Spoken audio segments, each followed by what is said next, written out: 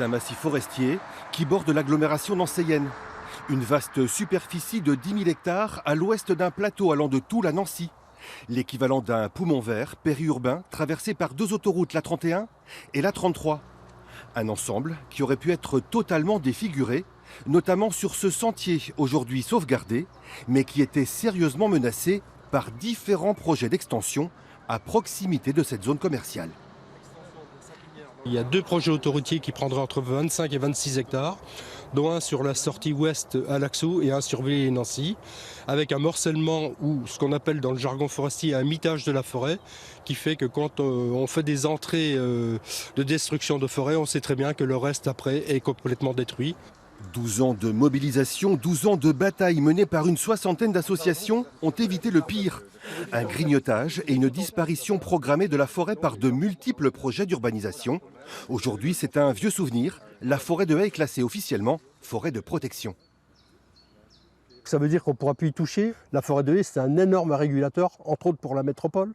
On peut descendre la température de pratiquement 1 degré. Voilà, donc il faut le savoir que cette forêt de Haye baisse sa température. Et quand on voit un peu les canicules qu'on a déjà subies ces dernières années, 1 degré, ce n'est pas négligeable, quoi qu'on en dise.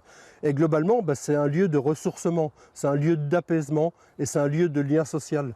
Car la forêt de Haye reste un lieu très fréquenté et facilement accessible. 1 million de visiteurs chaque année. Des joggeurs, mais aussi une trentaine de clubs de marche prennent régulièrement possession du massif. La forêt de Haye, c'est un vrai lieu de vie.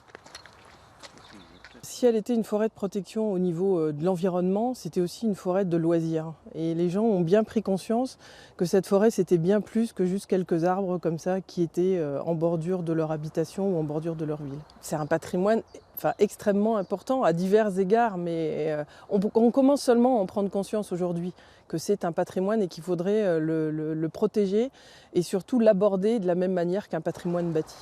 Un patrimoine avec une faune, mais surtout une flore qui fait le bonheur des botanistes locaux.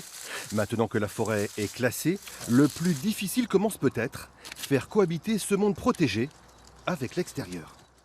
C'est-à-dire que le promeneur à pied n'embête pas, par exemple, ne soit pas contraint par rapport à des zones de chasse. Que le VTT ne fasse pas peur aux cavaliers puisqu'il y a différents éperons ou zones équestres qui bordent le massif et qui fréquentent le massif.